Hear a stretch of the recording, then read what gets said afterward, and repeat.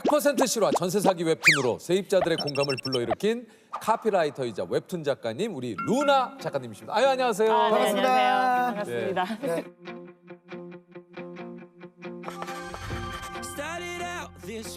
소개를 직접 해주시죠. 네, 저는 17년 차 카피라이터이자 루나파크라는 웹툰 콘텐츠 만들고 있는 만화가이자 시 쓰는 루나 홍인혜입니다. 반갑습니다. 아니 근데 나 작가님 이거 TVN의 슬로건 즐거움엔 끝이 없다 이거 작가님이 만드신 거라고. 아, 네. 진짜요? 즐거움엔 끝이 없다. TVN. 네. 이거 작가님 만든 거예요? 아, 제가 썼습니다. 네. 오, 그 실제 주인공. 네. 어디 가서 저도 이제 대표작이라고 떵떵거리고 다닙니다. 그러면은 한 번 쓸 때마다 껌바이 건으로 나옵니까? 건바이건입니까 아니면? 광고 일은 전혀 그렇지 않고요. 저희는 이제 저작권이 저희에게 없어요. 그래서 클라이언트, 저희는 이제 광고주라고 많이 부르는데 이제 그분들께 귀속되기 때문에 저는 뭐 봉급 받고 땡입니다. 네. 아 이거 내가 그쵸, 만든 그쵸. 카피 즐거움엔 끝이 없는데 내 봉급엔 끝이 있네.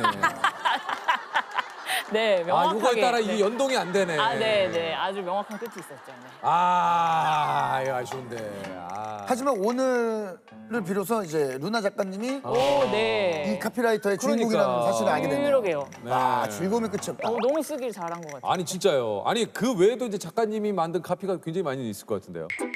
봄에도 집합 공부 겨울에도 집합 공부 첫 단어만 너덜너덜. 좋은 의자는 많은 것을 바꾼다. 의자가 인생을 바꾼다. 뾰뾰뿅 이런 거. 루나의 전세 역전이 전세를 생각하는 사람들이 꼭 봐야 하는 만화라고 네. 하면서 이게 화제가 됐다 그래요. 네, 맞습니다. 이게 어떤 내용인지 좀 소개해 주시죠. 그게 이제 100% 충격 실화 이런 말을 제가 앞에 붙였는데 네. 제가 이제 겪었던 일이고 이제 보신 분들이 처음에 이제 귀여운 그림으로 이제 아기자기 진행되니까 뭐야 이러고 보셨다가 뭐야 이거 공포 영화보다 더 무서워 막 이렇게 아니면은 뭐 귀신 하나 안 나오는 남양 특집이다 뭐 이런 얘기 막 하셨거든요. 그래서 그게 어떤 일이었냐면 제가 어떤 집에 전세로 들어갔는데 한 달 만에 압류장이 날아오고 그리고 바로 경매 개시가 되고 그런 일련의 과정을 무려 3년을 제가 오, 시달렸던. 아니 이게 보통 그 일이었습니다. 가끔 뉴스에나 뭐 이런 네, 그 맞아요. 프로그램에 네. 나오는 내용이 이런 내용이지 않습니까? 네네네. 저도 뉴스에서만 보던 일을 제가 당한 거죠. 이게 사실 내가 그 당사자가 되면 정말 이거 네, 굉장히 너무 당황스럽잖아요. 충격적이죠. 엄청나게 많이 살펴보고 들어간 집이고 등기부등본이라고 우리가 네. 부동산에서 꼭 확인하는 문서가 있잖아요. 그게 말끔했어요. 거기에 이제 아무런 이 집에는 빚도 없다. 아무것도 없다. 네, 그 융자라고 말하는 선순위 채권이 없다. 네. 이런 말끔한 집이어서 안심을 하고 들어갔는데 등기부등본에 그렇게 돼 있으면 그거 다 된 거 아니에요? 그쵸. 근데 한 달 만에 압류장이 날아와서 저도 평생 이런 걸 받아본 적이 없으니까 이게 왜 날아왔지? 이게 나랑 무슨 상관이야? 어. 내 집 아니니까 그쵸, 이렇게 그쵸. 생각했는데 조금 이제 투소문하고 알아봤더니 이제 그 당시 임대인분이 송사에 얽혀가지고 돈 문제에 누군가가 승소를 해서 이제 우리 집을 건 거죠. 내 돈 내놔. 저는 뭐야 이런 일이 있네? 근데 제가 일단 확정일자도 받고 그 전입신고도 했으니까 선순위였으니까 괜찮겠지? 하고 있었는데 나중에 밝혀진 게 집주인분이 엄청난 고액 체납자였던 거예요, 세금에. 근데 그걸 알게 되면서도 그런 거는 등기부등본에 안 나오죠. 나와요. 네, 등기부등본은 전혀 알려주지 않고요. 근데 체납하셨다는 걸 알게 됐을 때까지도 내가 체납한 게 아니니까 이게 그렇죠. 아무 상관없다. 네, 별일이 아니겠지? 그냥 별일이었던 거예요. 왜냐면 제가 입주한 시점보다 앞서 발생했던 세금이었던 그게 거예요. 세금 네네. 체납이. 네, 그러니까 이제 저의 집이 경매에 넘어가면 세무서에서 그 돈을 앞서서 가져간다. 그러니까 한마디로 변제 순위에서 내가 밀리기 때문에 네. 집을 처분해서 판 그 돈이 맞습니다. 세금보다 많으면 다행인데 네네네. 없으면 이제 나는 내 전세금을 날리게 되는 거죠. 그쵸, 네. 그래서 일단은 그 송사 걸린 분이 경매를 걸으셔서 경매 과정이 진행이 됐는데 이런 과정이 굉장히 느리게 진행돼요. 그 경매 통지서가 날아와도 6개월 후에 한다. 그럼 그 피 마르는 6개월을 보내는 거예요. 그러니까요. 근데 집주인분께 이제 연락을 해서 어떻게 되는 거냐. 그러면은 그분은 굉장히 태평하게 아이고 해결하겠습니다. 염려 마세요. 아이고 임차인 뭐가 걱정이에요. 뭐 이런 느낌이신 거예요. 걱정은 내가 해야지 당신은 그쵸, 걱정할 그쵸. 필요 없다. 네. 그러다가 점점 상황이 심각해지니까 이제 연락을 점점 이제 피하게 되고 음. 이제 잠수를 타고 이런 과정이 있었고요. 집이 매물이 된 거잖아요. 그러니까 다양한 사이트에 저희 집이 막 올라가요. 뭐 어느 동, 어느 집, 뭐 경매 매물입니다. 이러면서 올라가고 저는 언제 이분들이 왔다 갔지 싶은데 우리 집 현관까지 막 다 찍어간 거예요. 문 앞에까지. 그리고 실제로 이제 퇴근하고 오면 집 앞에 뭐 모르는 분이 서 계시는 경우도 몇 번 있었어요. 경매 낙찰하려고 하는데 집 좀 보여주세요. 근데 저는 내가 내놓은 집도 아니고 지금 그럼- 이상한 일에 엮여 있는데 느닷없이 남을 들여서 우리 그러니까 집을 보여줘야 돼요? 보여주기가 어렵죠. 혼자서 어떻게 해야 돼? 나 어떻게 해야 돼? 이런 생각만 하면서 지냈죠. 네. 처음부터 이게 문제가 그러면 있었던 집이잖아요. 그렇죠. 네. 아니 그렇다면 그 집주인한테 뭔가 우리가 그 세입자로서 뭐 요구할 수 있는 건 없는 겁니까? 근데 이 모든 게 놀랍게도 그분들이 범법 행위를 한 건 하나도 없는 거예요. 세금 체납을 물론 했지만 나라에서는 이제 체납했으니까 집을 가져갈게. 이렇게 착착착 모든 게 법의 테두리 안에 일어나는데 뭐 제가 뭐 고소를 할 수 있는 것도 아니고 뭐 고발을 아무것도 할 수 있는 게 것도 없어요. 아니고. 네. 아 이거 진짜 꼼짝없이 너무 그 집에 사는 거죠. 너무 열받으셨겠는데 진짜 이거. 아, 네. 집이 집 같지가 않더라고요. 네. 거기 있는 게 죄수 같았어요. 여기 갇힌 사람.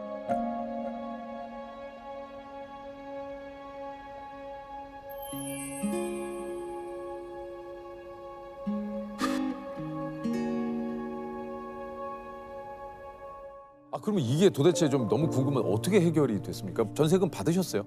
결과적으로는 이게 너무 오랜 세월을 끌어서 이제 만 3년이 되어가고 있는 시점에서 워낙 고액 체납이었기 때문에 계속 이자가 붙어가지고 점점 늘어나고 있었던 거예요, 체납액이.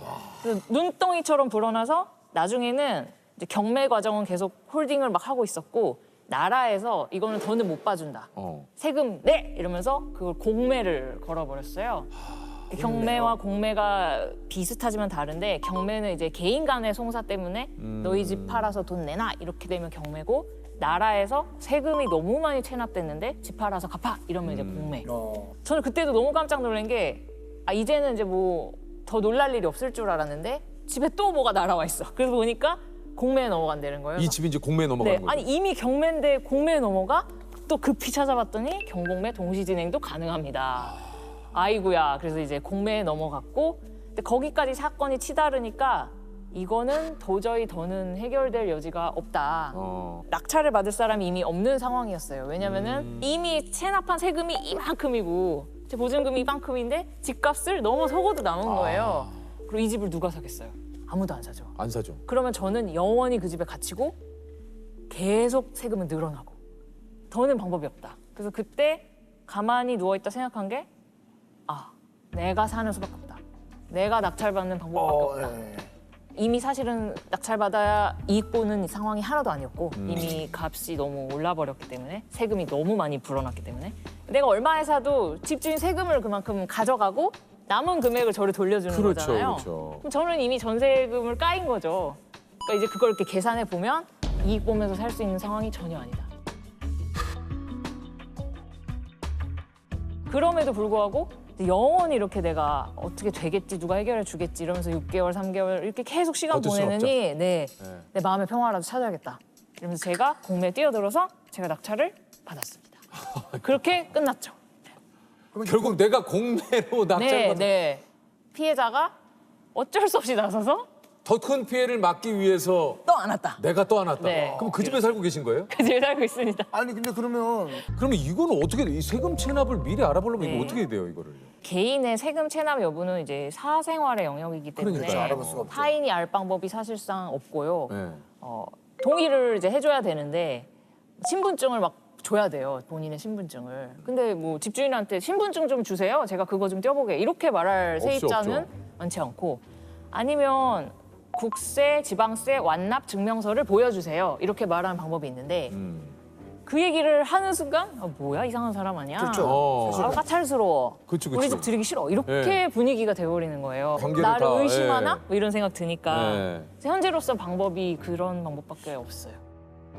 이게 뭐 거의 한 3년이라고 하는데 네. 일상생활이 괜찮으셨습니까? 진짜 사실은 박살났다고 말할 수 있는데 이런 고통이 마음 한구석에 있는데 일상이 너무 힘들죠. 너무 힘들죠. 네. 그렇죠. 그럼에도 불구하고 즐거움의 끝이 없다 이런 카피를 거기서 한성식 씨. 내 상황이 나 지금 진짜 프로시네요. 진짜 아니 진짜 프로 이런 프로가 없으시네. 네. 그때 사실 들었던 생각은 근데 이 일이 내 약간 경제적인 어떤 부분을 흔들고 있잖아요. 경제적인 거 흔드는 것만으로도 열받는데 내 뭐 커리어, 뭐 내 마음, 내 성격, 건강 이런 것까지 해치면 진짜 빡치겠다 이런 생각이 들어가지고 그것만은 지켜야겠다 이런 생각이 들어서 마음을 지키려고 되게 노력을 많이 했어요. 운동도 막 열심히 하고 막 울면서 데드 치고 막 이랬어요 그때. 그리고 그 괴로움 울면서 대들을 쳤어요. 네. 그런 크라잉 데드다, 크라잉 데드. 네, 그랬습니다.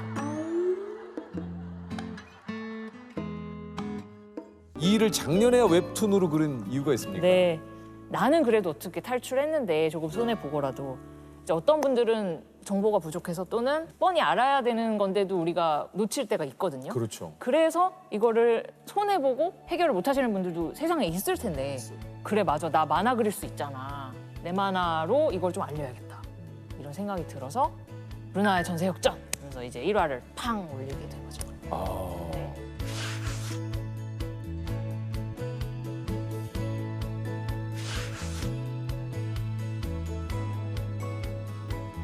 저는 이제 하나의 전세 사기 사례밖에 몰랐는데 그거 말고도 세상에는 아니 어떻게 머리를 이렇게 쓰나 싶은 수많은 전세 사기 수법들이 있더라고요. 어떤 수법들이 있어요? 이제 가장 근데 좀 대표적이라고 할 수 있는 게 깡통 전세 이런 말 좀 요즘 들어봤어요. 많이 깡통 들어보셨죠? 전세. 예. 그게 깡통 전세가 뭘 의미하냐면 일반적으로 집값이 있으면 전세금이 한 80%선, 60%뭐 이래야지 이게 말이 되는 거잖아요. 근데 이게 뛰어넘는구나. 뛰어넘거나 같은 금액이거나 이러면 이제 집이 깡통 전세. 왜냐하면 집주인은 자본금 하나 없이 그 집을 손에 넣은 거잖아요. 이런 집 문제가 터질 확률이 굉장히 높죠. 그러니까 경매에 전세금으로 집주인이 집을 산 경우는. 네네네. 나와 계약하는 사람이 이 집값 얼마예요? 그 말만 믿지 말고 내가 시장 조사를 좀 공시지가도 찾아보고 알아봐야 되는 주변에 다른 부동산도 좀 둘러보고 어플도 막 뒤져보고 해서 이 집값이 이 사람이 말하는 게 맞나? 그 신빙성을 좀 내가 체크를 조금 해야 스스로 되는 체크를 좀 해야 돼요. 네, 그런 방법이 있고요. 이제 또 이제 법에 약간 맹점을 노린 부분이 우리가 전세로 들어가면 전입신고 확정일자라는 걸 받잖아요. 네, 그렇죠. 그러면 이제 세입자의 권리가 보장되기 시작하는데 그게 신고한 다음 날 이 길부터 그 권리가 발동이 되거든요. 제가 오늘 전세에 들어가도 내일부터 그 하루를 그 틈을 타서 대출을 받아버리는 거예요. 집담보로. 그러면 나는 분명히 등기부등본 깨끗해서 들어갔는데 용자가 생겨버렸네? 내가 후순이네? 이렇게 돼버려요. 야 진짜 대단하다. 입이 떡 벌어지죠. 네. 이거를 그러면 이런 사기를 안 당하려면 어떻게 됩니까? 일단은 기본적으로는 등기부등본 확인하고 전입신고 확정일자 많이들 이제 상식적으로 알고 계시는 부분 그건 정말 무조건 해야 되는 일이고요. 계약서에 특약을 넣는 방법이 있다고 하더라고요.